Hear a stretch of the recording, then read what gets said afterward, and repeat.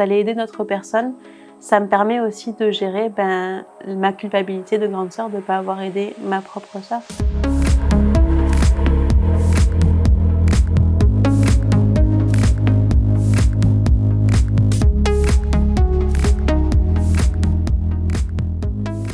J'ai une scolarité vraiment facile, une enfance hyper joyeuse. En fait, mes parents ne pouvaient pas avoir d'enfants, donc finalement quand on arrivait toutes les trois, ils étaient trop heureux en fait. J'ai fait plein de petits boulots pour payer mes études, et quand ça y est, mes études étaient finies, je suis partie travailler à Singapour, et c'est un peu magique, tu vois. Et en fait, on avait une tradition dans ma famille, c'était que quand c'est les anniversaires, on s'appelait tous en même temps. Et quand t'es à l'étranger, que tu vois pas beaucoup les gens que t'aimes, de pouvoir les avoir tous au téléphone, c'est hyper beau en fait. Et donc le jour de mon anniversaire, j'attendais cet appel, et en fait l'appel vient pas. La soirée passe, et en fait, comme je suis un petit peu fière des fois, j'ose pas appeler. Et il devait être presque minuit, et là, mon téléphone sonne, et c'est mon père. Mais il n'y a pas toute la famille, en fait, il est tout seul. Et il est en train de pleurer, et je comprends rien, en fait. Et il me dit, on a retrouvé ta sœur. On a retrouvé le corps de ta sœur chez elle, dans son appartement, et avec une lettre. Et c'est fini.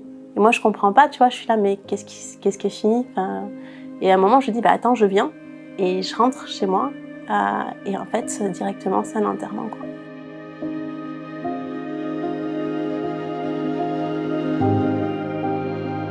Quand quelqu'un décède, donc un étudiant qui était dans un appartement, il faut rendre l'appartement, donc il faut vider les affaires, en fait. Et quand je suis allée chez ma sœur, j'ai fouillé, parce que je voulais savoir ce qui s'est passé.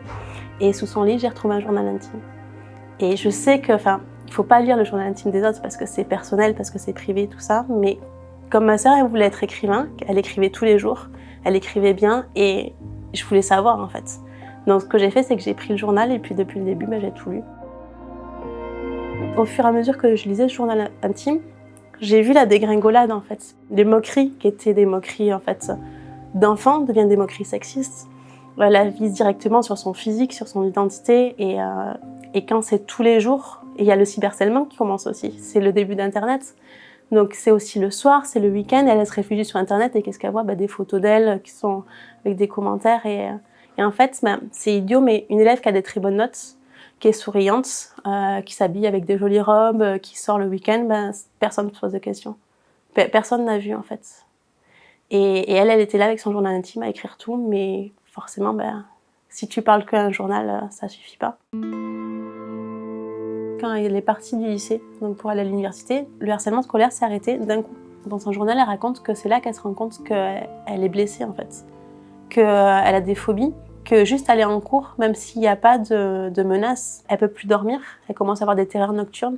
Et c'est hyper dur parce que le harcèlement scolaire s'est arrêté. Ce qui m'a vraiment surpris, c'est de voir que justement, quand t'as plus de harceleur, quand t'as plus la menace en fait, de voir que c'est là que ça devient dur, parce qu'en fait, il n'y a que toi. Il n'y a que toi qui as un problème en fait. Et ce qu'elle raconte, c'est qu'elle est hyper déstabilisée de voir qu'elle va voir des psychologues, elle essaye de se reconstruire, et plus elle essaye de se reconstruire, plus elle se rend compte à quel point elle a été blessée à l'intérieur. Et à quel point 7 ans de harcèlement tous les jours, ça l'a empêchée de se construire, et qu'elle n'arrive pas en fait à se remettre. Quand j'ai lu ce journal intime au départ, j'avais un peu de mal à l'encaisser. Donc j'ai commencé à en parler autour de moi et à dire à des personnes, voilà, j'ai retrouvé ce journal intime, je l'ai lu, voilà ce qu'il y avait dedans.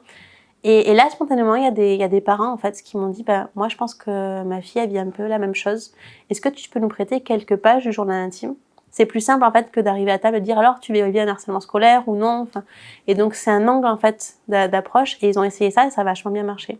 J'ai vu que ça aidait des gens, et je me suis dit, ça donnerait du sens en fait, comme elle voulait être écrivain, comme elle a écrit tout ça, de partager ces pages. Je voulais vraiment utiliser ces textes sans les modifier du tout, les mettre ensemble. Et à un moment, quelqu'un m'a dit, ce qu'il faut que tu fasses, c'est que tu racontes votre histoire. Il faut que toi, tu racontes en fait ce qui s'est passé avec tes mots, et t'intercales des pages du journal intime. Et c'est comme ça en fait que tu peux raconter votre histoire.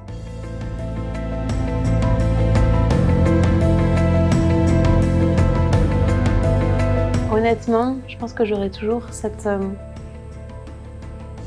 impression en moi que quelque part, on sait très bien que lire le journal intime de quelqu'un, c'est pas correct. Partager le journal intime de quelqu'un autour de soi, c'est pas correct non plus, surtout si c'est quelqu'un de ta famille. Donc publier un journal intime, enfin, quelque part, c'est encore tellement récent que non, je dirais pas que je suis fière de moi. J'ai fait un choix qui éthiquement est hyper discutable parce que je trouve que le positif l'emporte sur le négatif.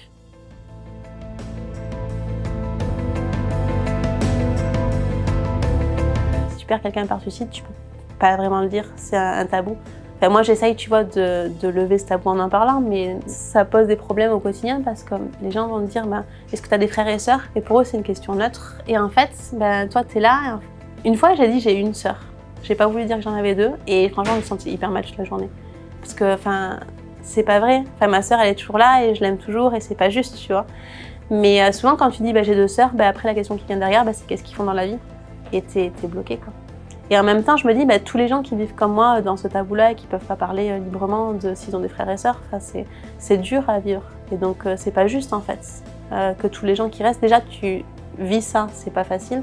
Et si en plus tu dois continuer en gardant ce secret, entre guillemets, c'est encore plus dur pour se remettre.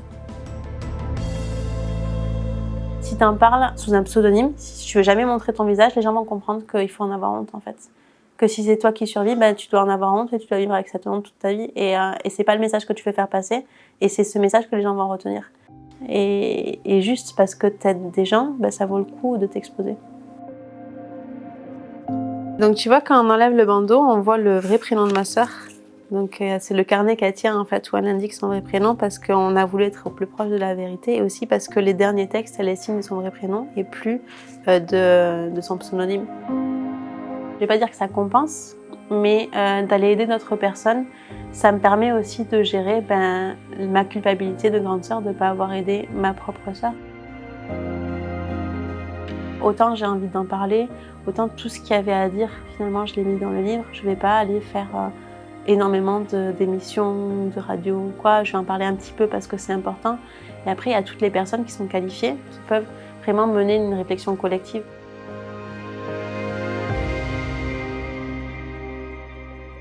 Personnellement, je suis encore en train de me reconstruire. J'ai pas la prétention de dire ça y est, j'ai remonté la pente. Il y a des jours où c'est dur, il y a des jours où ça va mieux.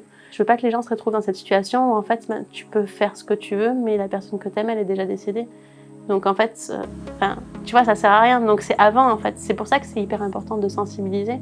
C'est pas que j'ai de la maturité, c'est que je me dis en fait c'est mon seul choix. Et peut-être que je pourrais éviter à d'autres personnes de vivre la même chose que moi. Et c'est ce que j'espère en tout cas.